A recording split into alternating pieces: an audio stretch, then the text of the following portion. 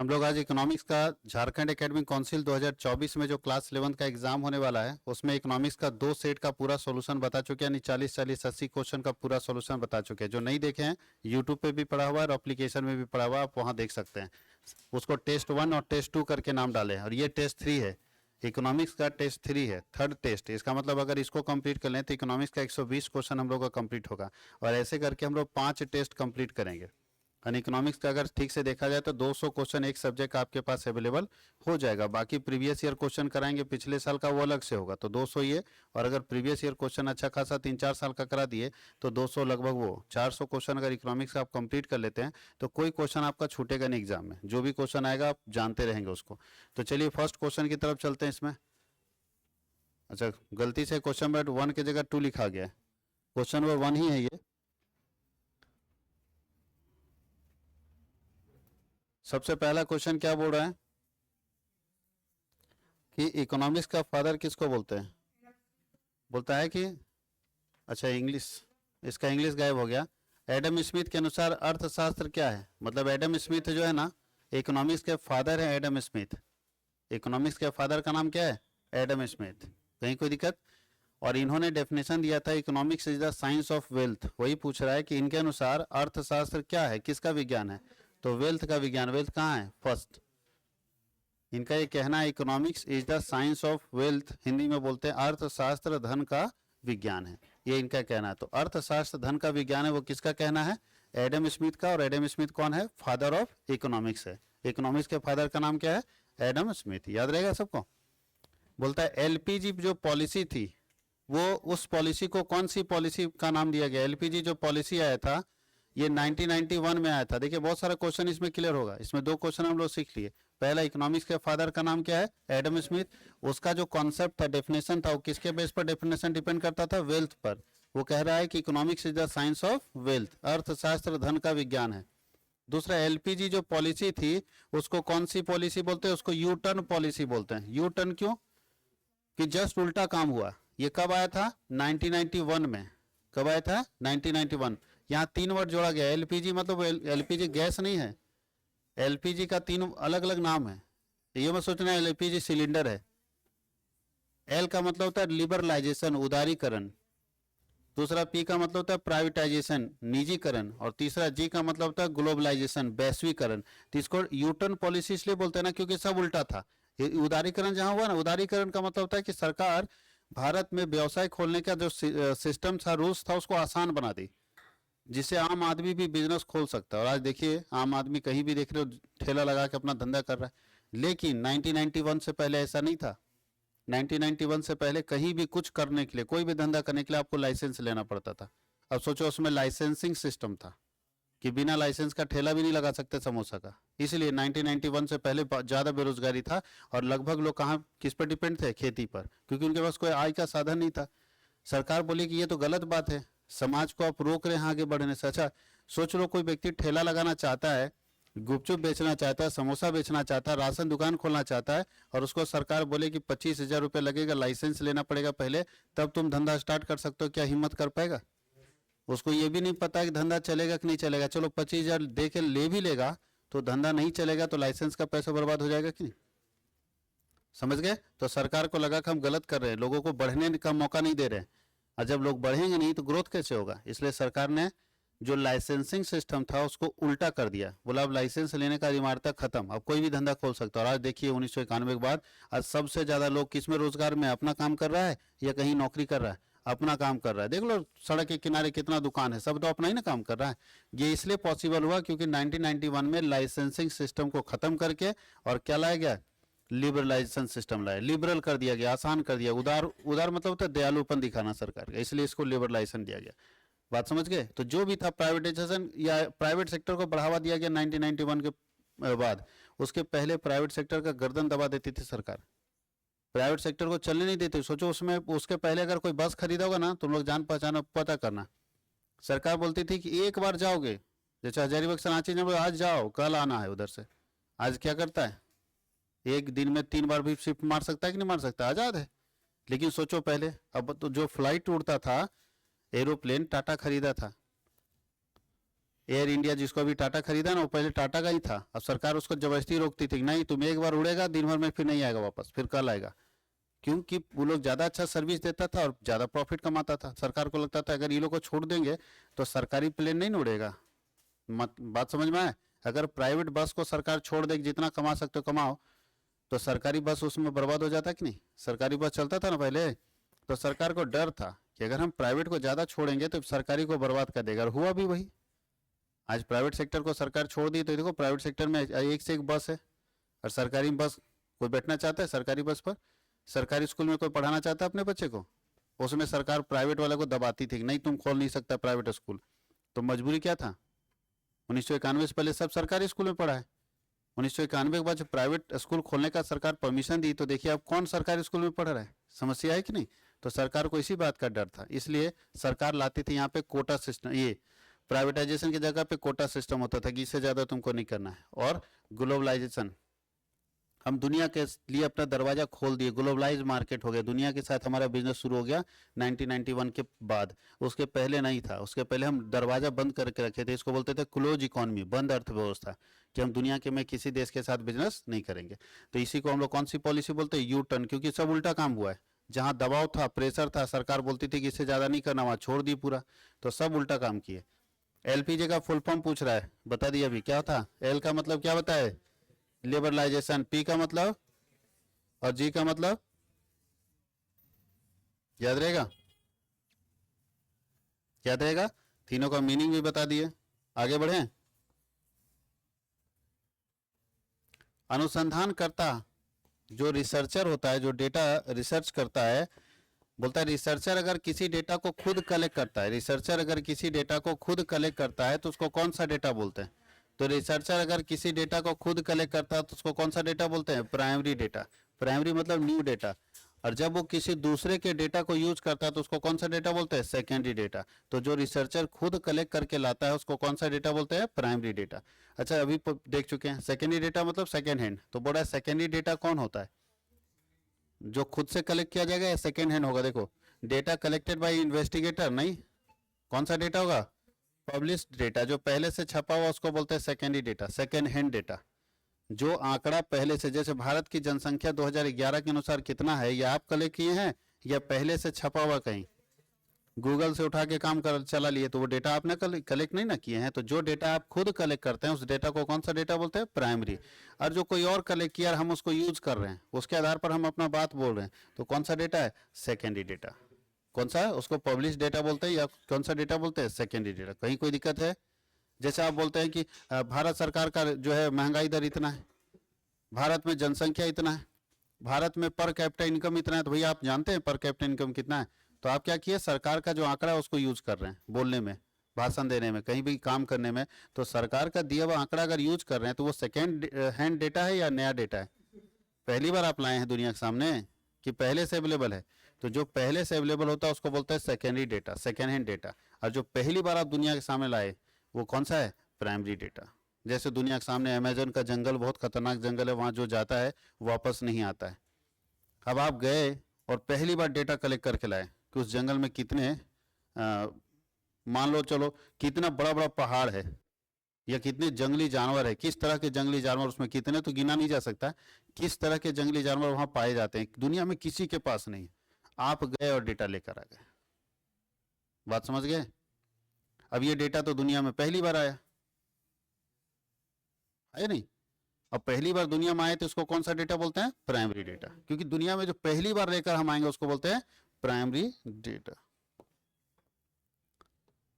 अब यहां नीचे देखो लिखा है एक अच्छा सैंपल में क्या होना चाहिए, किसके आधार पर बेस्ट होना चाहिए? एक अच्छा सैंपल, एक अच्छा सैंपल वो होता है जो रैंडम सैंपलिंग होता है। गुड सैंपलिंग कौन होता है? Random sampling. रैंडम मतलब क्या होता है?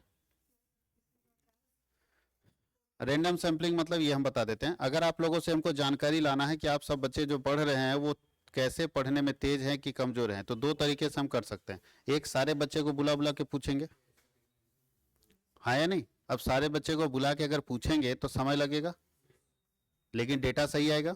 एक बार एक एक बच्चा पता चल जाएगा कि पढ़ने में तेज है कि नहीं। इंटरव्यू जिसको बोलते हैं, एक एक करके बुलाओ, कैसे स्कूल में होता है प्रैक्टिकल में, एक एक करके बुलाया जाता है, पूछा जाता है, उससे पता चल जाता है स्टूडेंट कैसा है। दूसरा, अगर इसमें टाइम भी लगेगा, अगर 500 बच्चे हैं तो टाइम लगेगा एक बच्चा में, अगर 5 मिनट 10 मिनट भी चला गया तो समय ज़्यादा लगेगा। दूसरा तरीका और क्या हो सकता है, तो दूसरा तरीका को हम लोग बोलते हैं रैंडम सैंपलिंग। नहीं बोलता है तुम उठो तो बताओ, तुम उठो बाबू। अब इधर पूरा क्लास में 5 ही बच्चा को उठाएं, अब 5 जवाब नहीं दिया तो हम क्या मान लेंगे कि क्लास में बैठे हुए लोग पूरा, हाँ पूरा ब्लैक एंड व्हाइट है, सब साफ है। लेकिन अगर हम 5 को उठाए और 5 जवाब दे दिया तब हम क्या मानेंगे कि पूरा क्लास का बच्चा तेज है। क्या ये सही है? लेकिन लगभग सही माना जाएगा, क्योंकि ऐसा हो ही नहीं सकता कि हम सब बेवकूफ को उठाए हैं, या ऐसा हो ही नहीं सकता कि हम इधर उधर से उठा रहे हैं ना जी तो सब तेज को उठाएं, ऐसा नहीं हो सकता है। हो सकता है कि एक भी बच्चा तो बेवकूफ उठेगा, लेकिन अगर हम 5-7 को उठाएं इधर उधर से रैंडमली, किसी को भी सेलेक्ट करके उठा लिए और सारा लोग जवाब दे दिया, तो हम ये मानेंगे कि पूरे क्लास में जो बच्चे बैठे हुए वो बहुत अच्छे स्टूडेंट हैं। बात समझ गए? इसको बोलते हैं रैंडम सैंपलिंग, जिसमें पता नहीं किसको चुना जाएगा। रैंडम में पता नहीं किसको चुन लिया जाएगा। अब बताओ, हम बोल दें कि आज हम सवाल पूछने वाले, तो सब टेंशन में आ जाता है, आता है कि नहीं, कि पता नहीं मेरा बारी आ जाएगा, नजर नहीं मिलाएगा टीचर से, नजर छिप पाएगा कि कहीं मिला है, खड़ा कर देंगे। और दूसरा होता है नॉन रैंडम सैंपलिंग, जहां पे हम ये बोले कि जो 5वें नंबर पर बैठा है उसी से सवाल पूछेंगे। बैठा हुआ ना बच्चा जी, हर 5वें नंबर पर बैठा हुआ, जो 5वें नंबर पर बैठा उसको, 10वां नंबर पर बैठा उसको, तो बताओ जी जो पहला नंबर पर बैठा वो रिलैक्स हो जाएगा, वो जहां तक मेरा तो टेंशन नहीं है क्योंकि हम पहले नंबर पर है। बात समझ गए? सब गिनना शुरू करेगा, हम 17 नंबर पर टेंशन फ्री हो जाएगा। इसका मतलब यहाँ क्या रैंडमली है, किसी को भी सेलेक्ट किया जाएगा या किसी पर्टिकुलर पर्सन को सेलेक्ट करने के बाद किया गया, इसको नॉन रैंडम बोलते हैं ना। तो आगे चलेंगे, रैंडम सैंपलिंग हम लोग आगे बोलता है ग्राफ ऑफ फ्रीक्वेंसी। थोड़ा सा डिस्ट्रीब्यूशन यहाँ पे है लिखा गया गलती से, graph of frequency distribution is called. जो फ्रीक्वेंसी डिस्ट्रीब्यूशन का ग्राफ होता है उसको किस नाम से जानते हैं? जो फ्रीक्वेंसी का ग्राफ होता है उसको हिस्टोग्राम के नाम से जानते हैं। क्या जानते हैं? हिस्टोग्राम। जानते हो आयत चित्र? आयत चित्र जानते हो? नहीं जानते हो? देखे हो ऐसा कभी? अरे बचपन से तो पढ़ते आ रहा है जी, यही तो बनाने में मजा आता था, इसी को आयत चित्र बोलते हैं, हिस्टोग्राम। क्लियर? अब 9 नंबर क्वेश्चन देखते हैं। 9 नंबर क्वेश्चन क्या बोलता है, देखो आपके पास क्या दिया है, सिग्मा एक्स दिया है, यानी सम ऑफ एक्स दिया है, और एन दिया है, और मीन निकालने बोला है। तो मीन बराबर क्या होता है बाबू बोलो? सिग्मा एक्स बटा एन। तो सिग्मा एक्स कितना है? 50, और एन बराबर कितना है? 5। तो इसका मतलब मीन कितना आएगा? 10। 10 किस में है? पहला वाला ऑप्शन सही होगा। कहीं कोई दिक्कत है? अब सेकेंड पढ़िए, अदिम बहुलक बराबर जेड बराबर दिया है कितना? 16, और मीन बराबर कितना दिया है? 20.2 होगा। तो मोड पूछ रहा है, तो बताइए फॉर्मूला बताए थे, जेड बराबर 3 मीडियन माइनस 2 मीन, बताए थे ना, सेट 2 में भी इसका क्वेश्चन था। अब जेड बराबर अपने पास 16 दिया है, 3 मीडियन नहीं दिया तो हम रहने देते हैं, -2 मीन बराबर दिया है 20.2। अब इसको कीजिए 16, ये बताओ ये कितना आ जाएगा? अच्छा चलो करो 3m, ये माइनस, ये कितना आ जाएगा? 40.4। अब ये माइनस वाला इधर जाएगा तो क्या होगा? प्लस ना, तो क्या बन जाएगा इसका? तो इधर 3m रह जाएगा, इधर होगा 16 प्लस 40.4, तो 3m बराबर क्या आ जाएगा? 56.4 होगा, और m बराबर क्या होगा? 56.4 और बटा 3, 18 तिया 54 और 18.8। कहीं कोई दिक्कत है? तो देखो 18.8 किस में? सी ऑप्शन में, तो सी ऑप्शन हो जाएगा। न्यूमेरिकल क्वेश्चन में कोई दिक्कत है? इसका ये फिर बता रहे हैं, ये फॉर्मूला याद रखिएगा, ये बहुत काम का फॉर्मूला है, इसमें आपको 3-3 चीज निकल सकता है। फिर से रिपीट कर रहे हैं, देखिए इधर अगर जेड पूछेगा, मीडियन और मीन दिया हुआ है, जेड पूछेगा तो निकल जाएगा। मोड और मीडियन दिया हुआ है, मीन पूछेगा तो निकल जाएगा। मोड और मीन दिया हुआ है, मीडियन पूछेगा तो निकल जाएगा। तीनों में से कोई दो हमको चाहिए, तीनों में से कोई दो चाहिए, तीसरा हम निकाल लेंगे। तो पिछले सेट में भी हम लोग टेस्ट में देख रहे थे, तो एक क्वेश्चन वहां पे था, और इस सेट में भी एक क्वेश्चन यहाँ पे है। इससे क्वेश्चन आएगा क्योंकि छोटे छोटे क्वेश्चन है। मीन मीडियन मोड में बड़ा क्वेश्चन आपको कम बनाने को देगा। जब भी एमसीक्यू में पूछेगा तो ऑब्जेक्टिव टाइप का पूछेगा, जैसा कि ऊपर में यहाँ पे पूछा है। कोई दिक्कत है? बड़ा क्वेश्चन पूछने का जरूरत नहीं, इसको लिखा जा सकता है ना। बोलता है एक बटन जिसमें समांतर माध्य, माध्यिका और बहुलक का मूल्य बराबर होता है। यानी ऐसा कौन सा फ्रीक्वेंसी है जिसमें मीन, मीडियन, मोड का आंसर बराबर हो जाएगा? आप लोग को बताए थे कि मीन, मीडियन, मोड तीनों बराबर हो जाएगा। इस तरह का फ्रीक्वेंसी को कौन सा फ्रीक्वेंसी बोलते हैं? सिमेट्रिकल फ्रीक्वेंसी बोलते हैं। ये क्या होता है सिमेट्रिकल फ्रीक्वेंसी, बता देते हैं, कभी भी याद रहेगा। जैसे मान लो क्लास लिखा रहता है ना जी, और फ्रीक्वेंसी लिखा है, तो क्लास लिखा है 0 से 10, 10 से 20 से 30 से और 40 से 50, यही ना होगा। सिमेट्रिकल फ्रीक्वेंसी ये बोलता है ना कि जैसे फ्रीक्वेंसी बढ़ेगा वैसे ही घटेगा। देखो इस तरह का फ्रीक्वेंसी का मोड होगा, जिस रफ्तार में फ्रीक्वेंसी बढ़ेगा उसी रफ्तार में घटेगा। इसको बोलते हैं सिमेट्रिकल फ्रीक्वेंसी। जैसे 4 8 15 8 4, देखो तो सही है। अगर इसको यहाँ लिखेंगे तो ये 4 होगा, 8 होगा, 15 होगा, और फिर यहाँ 8 होगा, और फिर यहाँ क्या होगा? 4। जैसे बढ़ा वैसे ही घटा। समझ में आया? तो इसका जब आंसर निकालोगे ना, निकाल के देख लेना, इसका आंसर मीन का, मीडियन का और मोड का तीनों बराबर आएगा। कितना आएगा वो भी बता देते हैं। जो बीच वाला होता है उसका मिड वैल्यू आता है। बीच वाला कितना है? यही ना जी। तो 20 और 30 के बीच में कितना आएगा? तो देख लो, तीनों का आंसर इसमें 25 आएगा। कोई दिक्कत है? तीनों का आंसर क्या आएगा? अब बोलेगा सर ये तो आपको याद था, हो सकता है कोई ठिकाना है, बच्चा लोग को बोल दे। चलो ये फ्रीक्वेंसी 1, फ्रीक्वेंसी 2, चलो दूसरा बताओ, तुम ही लोग बताओ। ऐसा ऐसा ही कोई सीरीज बताओ जिसमें इसे ही बढ़ देता है। 3 9 12 9 3, गड़बड़ा देगा क्या? यही होगा। इसका भी आंसर 25 होगा। इसका भी आंसर क्या होगा? 25। और चेंज करना है? कुछ भी चेंज कर लो, आंसर 25 ही होगा। कुछ भी चेंज कर लो, आंसर क्या होगा? 25। कुछ भी चेंज कर लो, आंसर कितना आएगा? 25 आएगा। कहीं कोई दिक्कत है?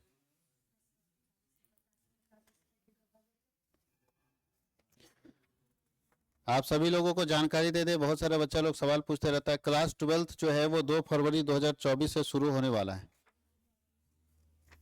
2 फरवरी 2024। तो आपकी जानकारी के लिए बता दें। चलिए आगे बढ़े, चलिए आगे बढ़ते हैं हम लोग। अब बोलता है 12 नंबर क्वेश्चन में कि formula coefficient of standard deviation का फॉर्मूला क्या है? कोफिशिएंट ऑफ स्टैंडर्ड डेविएशन, तो स्टैंडर्ड डेविएशन का कोफिशिएंट निकालते थे तो होता है standard deviation divided by mean. Standard deviation divided by mean. ये थोड़ा सा यहाँ गलती हो गई, यहाँ x बार होना चाहिए। यानी कोफिशिएंट ऑफ स्टैंडर्ड डेविएशन का फॉर्मूला था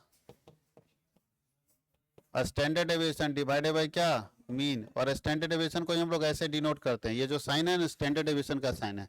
तो कोफिशिएंट निकालने का फॉर्मूला क्या होता है? Standard deviation divided by mean. Perfect negative correlation जो है वो कैसा होता है? तो परफेक्ट नेगेटिव कोरिलेशन -1 होता है, और परफेक्ट पॉजिटिव कोरिलेशन जो है वो +1 होता है। इंडेक्स नंबर R किसका बैरोमीटर होता है? इंडेक्स नंबर इकोनॉमिकल बैरोमीटर होता है। आर्थिक क्रियाओं को मापने के लिए इंडेक्स नंबर का इस्तेमाल किया जाता है। आर्थिक क्रियाओं को मापने के लिए, इकोनॉमी को मापने के लिए किसका इस्तेमाल किया जाता है? इंडेक्स नंबर का इस्तेमाल किया जाता है। याद रखना, इकोनॉमिकल बैरोमीटर होता है। आगे पूछ रहा है कि poverty explain the disparities income. Poverty किसको बोलते हैं? गरीबी किस कौन सा इनकम बताता है? एब्सोल्यूट या रिलेटिव या म्यूचुअल इसमें? तो पॉवर्टी बताता है एब्सोल्यूट। निर्धनता एब्सोल्यूट बोलता है निर्धनता, निरपेक्ष निर्धनता आय की असमानता को स्पष्ट कर। नहीं नहीं नहीं नहीं, गलती की हम लोग। आय की असमानता पूछ रहे जी, इनकम डिफरेंसेस। तो इनकम डिफरेंसेस जब भी होगा तो कौन सा होगा? रिलेटिव होगा। अच्छा, आज के समय में कैसे मानते हैं कि वो गरीब है, वो अमीर है? आप तुलना करते हैं, उसका इनकम इतना 50,000 कमाता है, वो 1.5 लाख कमाता है, तो बोलता है ये रईस है जी, ये गरीब है। ये जो आय का असमानता बोल रहा है, यहाँ देखो क्या बोल रहा है? डिस्पैरिटीज इन इनकम। इनकम अलग अलग होगा तो इसको हम लोग एब्सोल्यूट थोड़ी बोलते हैं। इनकम अलग अलग है, कोई 50,000 कमा रहा है, कोई 1.5 लाख कमा रहा है, दोनों का एब्सोल्यूट वाला ठीक है। रोटी कपड़ा मकान की व्यवस्था दोनों का हो जाता है, खाने की व्यवस्था दोनों को हो जाता है। लेकिन इसका इनकम ज्यादा है, इसका इनकम कम है, तो हम इनकम के आधार पर अगर किसी को गरीब और अमीर बोलते हैं तो उसको कौन सी गरीबी बोलते हैं? रिलेटिव पॉवर्टी बोलते हैं। कौन सी गरीबी बोलते हैं? Relative poverty. याद रखना इस चीज को। Absolute number of poor people is बोलता है गरीबी की निरपेक्ष संख्या सबसे ज्यादा किस राज्य में? कौन सबसे ज्यादा गरीब है? यूपी। यूपी गरीबी में ज्यादा है। बिहार भी दूसरे नंबर पर है, ऐसा नहीं कि बिहार टॉप में नहीं चल रहा है, दोनों आगे पीछे होते रहता है।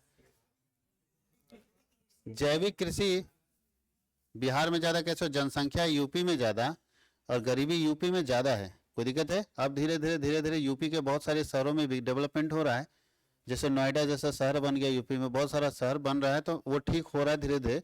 लेकिन बिहार से ज्यादा यूपी में गरीबी थी, समझ गए? फिर बिहार, कोई दिक्कत है? और उसके बाद एमपी, मध्य प्रदेश, ये सब बीमारू राज्य था, बीमारू, समझ गए? BIMARU सबका फुल फॉर्म है, मालूम होना चाहिए। लो, BIMARU, बीमारू बोलते हैं ना। BI से बिहार, BI से बिहार नंबर 1 में है, समझ गए? M से मध्य प्रदेश, समझ गए? MA से मध्य प्रदेश हो गया। R से राजस्थान, RU से उत्तर प्रदेश, ये सब राज्य बीमारू राज्य था, गरीब राज्य था। चलिए अब हम लोग चलते हैं आगे। Organic farming is farming system. Organic farming कौन सा सिस्टम है? सस्टेनेबल सिस्टम है, जो जीवन भर चलता रहेगा, इसका कोई टेंशन नहीं लेना। अच्छा, ऑर्गेनिक फार्मिंग सबसे ज्यादा होता कहाँ है? अगर पूछा जाए कि ऑर्गेनिक ऑर्गेनिक फार्मिंग समझ रहे हो क्या? केचुआ खाद से खेती करना। केचुआ खाद समझते हो ना? तो केचुआ खाद से अगर आप खेती करते हैं और रासायनिक खादों का प्रयोग नहीं करते हैं तो उस खेती को बोलते हैं ऑर्गेनिक फार्मिंग। ये स्वास्थ्य के लिए बहुत अच्छा होता है, लेकिन इसमें उत्पादन क्षमता कम होती, कम उत्पादन होता है। और सारे देश में अगर ऑर्गेनिक फार्मिंग होने लगे तो ठीक है, कैंसर नहीं होगा, बीमारी नहीं होगी, खाए पिएगा, शरीर मजबूत रहेगा, लेकिन खाने का साधन ही बहुत कम रहेगा। इसलिए सरकार जो है केमिकल फार्मिंग के ऊपर ज़्यादा ध्यान देती है कि रासायनिक खादों का प्रयोग पर सरकार छूट दे रखी है कि जाओ ये इस्तेमाल कर सकते हो। आसाम ऐसा है जहाँ पे ऑर्गेनिक फार्मिंग सबसे ज़्यादा होता है, केचुआ खाद के जरिए वहाँ पे खेती सबसे ज़्यादा होती है। शिक्षा पर अगर खर्च किया जाए, एजुकेशन पर, तो क्या माना जाएगा? शिक्षा पर किया गया व्यय क्या माना जाना चाहिए? प्रोडक्शन, अनप्रोडक्टिव, अननेसेसरी, या निम्न से कोई भी? अगर हम एजुकेशन पे खर्च करते हैं तो वो प्रोडक्टिव है, वो कुछ देगा हमको, हमारे देश में एक अच्छा रिसोर्स देगा, एक अच्छा ह्यूमन रिसोर्स देगा, एक अच्छा मैन पावर देगा, इसलिए एजुकेशन के ऊपर खर्च करना चाहिए। श्वेत क्रांति के जनक किसको माना जाता है? डॉक्टर कुरियन को। डॉक्टर कुरियन को श्वेत क्रांति आया किस लिए था? दूध के उत्पादन को बढ़ाने के लिए। दूध के उत्पादन को बढ़ाने के लिए कौन सी क्रांति आई थी? श्वेत क्रांति। और उसके जनक का नाम क्या है? डॉक्टर कुरियन। एनडीडीबी प्रारंभ कब हुआ? एनडीडीबी कब स्टार्ट हुआ? 1970 में। बेरोजगारी कितने प्रकार की होती है? मौसमी बेरोजगारी होती है, औद्योगिक बेरोजगारी होती है, शिक्षित बेरोजगारी होती है, तो ऑल ऑफ दीज बेरोजगारी सब तरह की होती है। सीजनल बेरोजगारी है, इंडस्ट्रियल बेरोजगारी है, एजुकेटेड बेरोजगारी है। अच्छा, पाकिस्तान कौन सा देश है? पाकिस्तान विकासशील देश है, हमारे जैसा ही है, हम जैसे डेवलप हो रहे हैं वैसे वो भी डेवलप हो रहा है। राष्ट्रीय विकास परिषद का पदेन अध्यक्ष कौन होता है? प्रधानमंत्री होते हैं। राष्ट्रीय विकास परिषद का जो अध्यक्ष होता है कौन होता है? प्रधानमंत्री होते हैं उसका अध्यक्ष, याद रखना इस चीज को। हरित क्रांति मुख्यतः फसलों तक ही सीमित है। हाँ, हरित क्रांति आया था गेहूं और चावल के दोनों, है ना? गेहूं और चावल के उत्पादन को बढ़ाने के लिए हरित क्रांति आया था। उसके बाद आलू के उत्पादन को बढ़ाने के लिए क्या आया था? गोल क्रांति, पता है ना? आलू के उत्पादन को बढ़ाने के लिए क्या आया था? गोल क्रांति। तो यहाँ आलू नहीं, हरित क्रांति आया था। विद्युत शक्ति का उत्पादन भारत में प्रारंभ हुआ हमारे देश में कब से? इलेक्ट्रिक प्रोडक्शन शुरू हुआ जी, इलेक्ट्रिसिटी प्रोडक्शन कब से शुरू हुआ है? 1902, 1904, 1905 और 1906। तो इलेक्ट्रिक प्रोडक्शन जो भारत में स्टार्ट हुआ है वो स्टार्ट हुआ 1902 से। कब स्टार्ट हुआ है? 1902 से। तेल रिफाइनरी स्थित है। तेल रिफाइनरी कहाँ स्थित है? मथुरा में। और सबसे बड़ा कहाँ है? सबसे बड़ा कहाँ पे? रिफाइनरी सबसे बड़ा गुजरात में, रिलायंस का मेन धंधा इसी का है, तेल रिफाइन करने का, समझ गए? रिलायंस जियो से नहीं कमा रहा है, जियो तो अब कमाएगा, जियो सभी भी लॉस में है। रिलायंस का मेन धंधा है तेल रिफाइनरी का। जितना दुनिया के देशों से आता है हमारे यहाँ तेल, वो कच्चा तेल आता है। कौन सा तेल आता है? कच्चा तेल, उसको हम लोग बोलते हैं क्रूड ऑयल। वो कच्चा तेल उधर से आता है, उसी कच्चा तेल को रिफाइन करके इस इंडस्ट्री में पेट्रोल बनाया जाता है, डीजल बनाया जाता है, उसी से केरोसिन तेल बनाया जाता है, उसी से मोबिल, उसी से ग्रीस, सब उसी से बनता है। बात समझ गए? ऐसा नहीं कि पेट्रोल का कुआं अलग है, डीजल का कुआं अलग है, एक ही तेल आता है कच्चा तेल, उसको रिफाइन करके बनाया जाता है पेट्रोल और डीजल। अब बताओ जियोथर्मल एनर्जी किस तरह का एनर्जी है? नॉन कन्वेंशनल एनर्जी, जो कभी खत्म नहीं हो सकता, जो कभी खत्म नहीं हो सकता, उसको हम लोग बोलते हैं नॉन कन्वेंशनल एनर्जी। क्या जी? जमीन के ताप से अगर हम कुछ बना रहे हैं तो भूतापीय ऊर्जा जो हमारे पास आती है वो क्या खत्म हो जाएगा? विंड एनर्जी खत्म हो जाएगा। हवा से अगर हम एनर्जी क्रिएट कर दे, पवन चक्की बना के बड़ा सा बड़ा बड़ा वहां पे पंखा लगा दो और वहां वो पंखा तेज हवा से चलेगा और यहाँ टरबाइन घूमेगा और बिजली का प्रोडक्शन ये बंद होगा, सोलर बंद होगा। ये सब कॉन्वेंशनल है कि नॉन कॉन्वेंशनल है? गैर परंपरागत है, इसका कोई लिमिट ही नहीं है, अनलिमिटेड चलेगा। प्रदूषण कितने तरह के होते हैं? एयर, वाटर और ध्वनि, तो सब होता है, सब ना पोल्यूशन होता है जी। ये सब में तो आप मास्टर हो, सब बता सकते हो कि नहीं?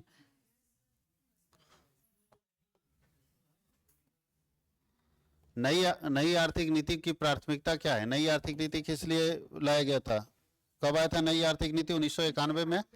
तो प्रोडक्शन बढ़ाने के लिए ठीक है, एक्सपेंशन ऑफ इंडस्ट्री ठीक है, डेवलपमेंट ऑफ ह्यूमन रिसोर्स ठीक है, तो इसका मतलब ऑल ऑफ दीज। केसीसी योजना कब शुरू हुआ? केसीसी योजना, किसान क्रेडिट कार्ड योजना, जो है 1998 से 1999 में शुरू हुआ था। केसीसी कब शुरू हुआ? 1998 से 1999 में। कहीं कोई दिक्कत है?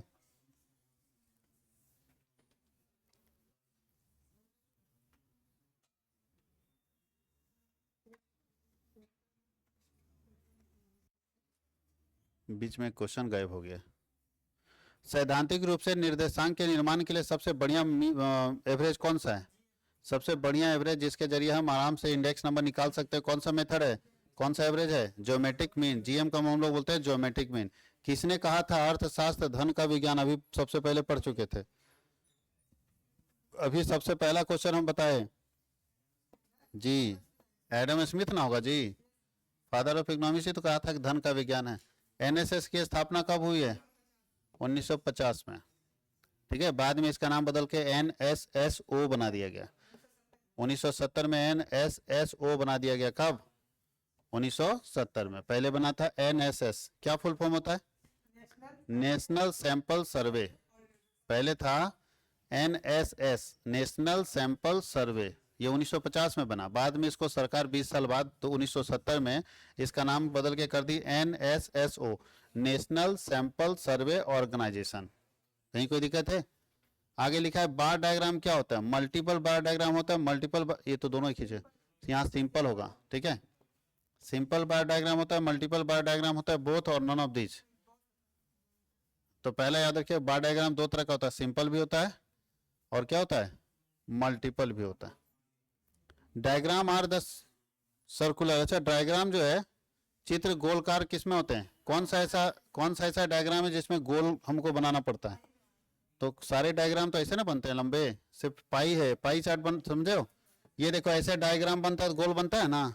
तो कौन सा डायग्राम? एक ऐसे बनाते हो, एक आप ऐसे बनाते हो, ऐसे ऐसे जो बनता है, एक आप ऐसे बनाते हो, बनाए हो?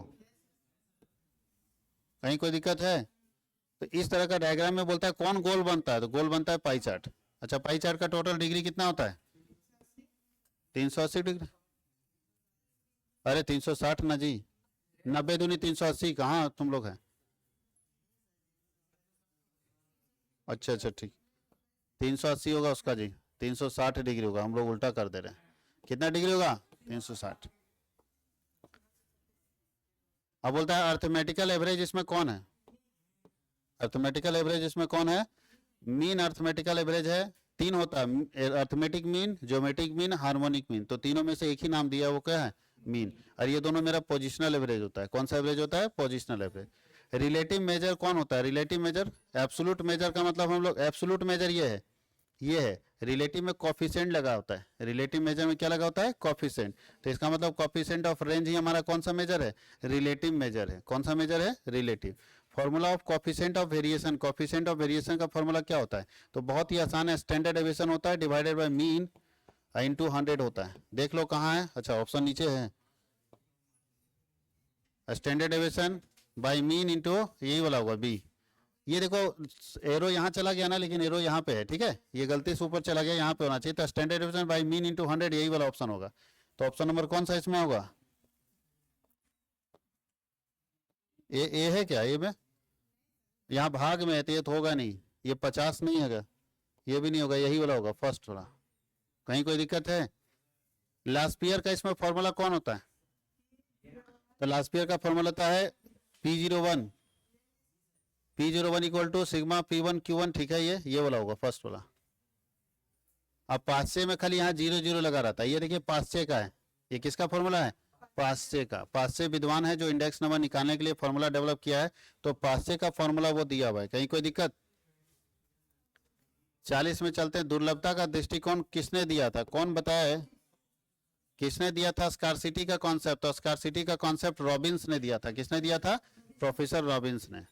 ये बताया है कि दुनिया में अनलिमिटेड वांट्स है लोगों का, और उसको फुलफिल करने का जो मीन्स है, साधन है, वो क्या है? लिमिटेड है।